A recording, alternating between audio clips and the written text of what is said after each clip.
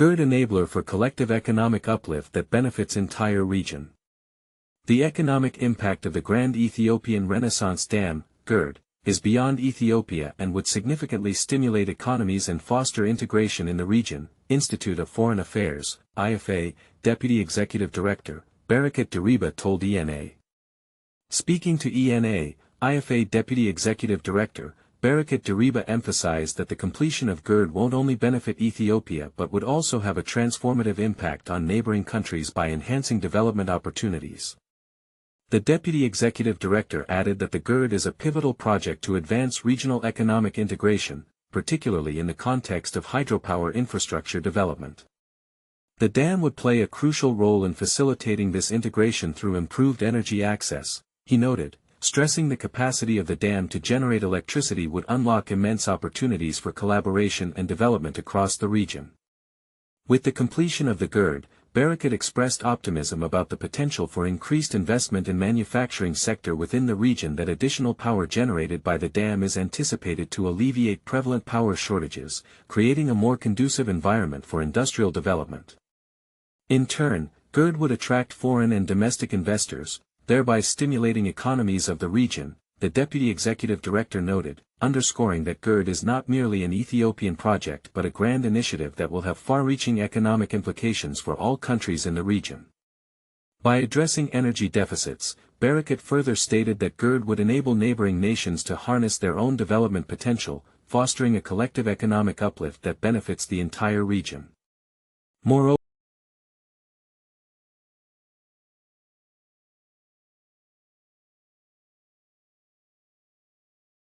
neighboring countries in the Horn of Africa need to grant Ethiopia maritime access in the spirit of Pan-Africanism and regional cooperation, international relations, diplomacy, and security analyst, Edgar Githawa underscored.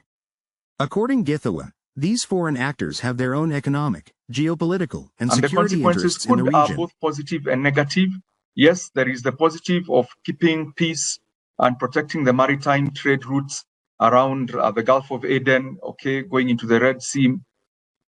But it could also turn against Africa. For example, if some African countries do not want to, or do not want to do what they are being told, or our interests do not align with all these other global powers' interests, these military bases could be used to stage offensive action against various African countries.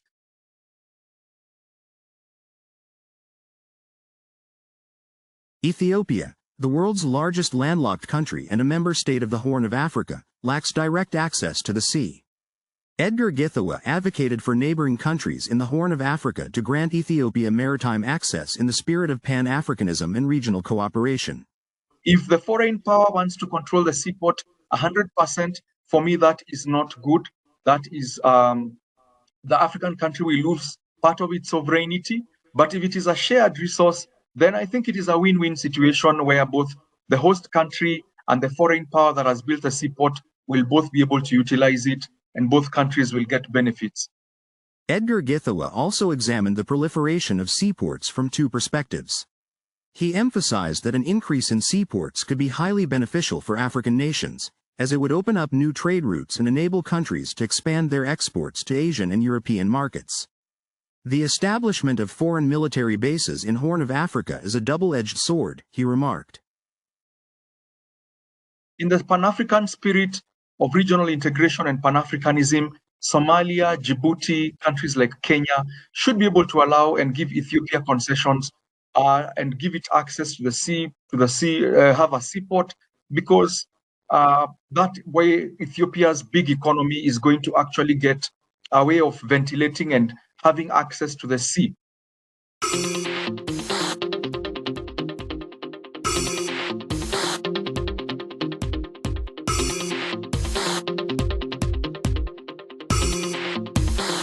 The World Bank's global lead for data-driven digital agriculture and innovation has commended Ethiopia's agricultural progress driven by digital data to enhance productivity. In an exclusive interview with Ethiopian news agency, Parmesh Shah, World Bank's global lead for data-driven digital agriculture and innovation, said that Ethiopia has made significant progress in leveraging agricultural digital data to enhance productivity.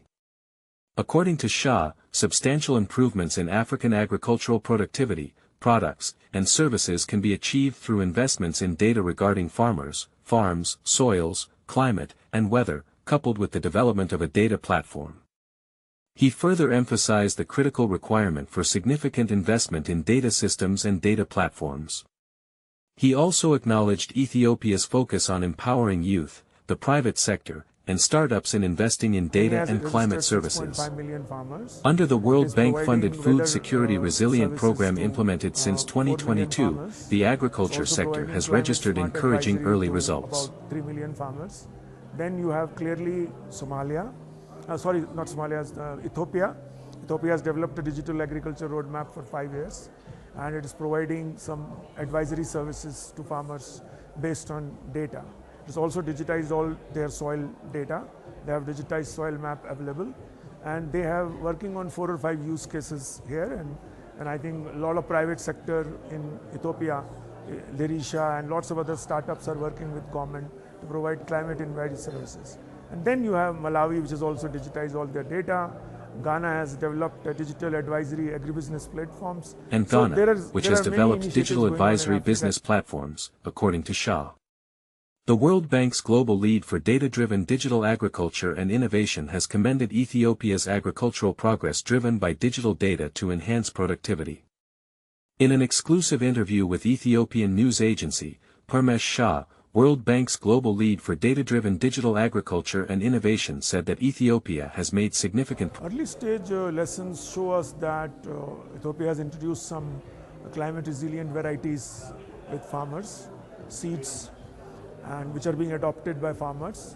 A lot of farmers are receiving advice based on climate data, weather data, and they are implementing solutions based on the advice which they are getting. And we have seen 20% increase in productivity in the early stages, but it's too early right now because it's only 1 or 1.5 year old. But if all the solutions and all the investments which are designed are implemented, we can expect to see 30 to 40% increase in productivity. And also, when there's a climate shock, the production will not fall down significantly. It will be stable production. And then finally, the access to markets, because Ethiopia is now emerging as a big agribusiness destination. It's got aspiration to do that. So it will also give us, give farmers who want to sell their products better access to markets both in Africa and outside.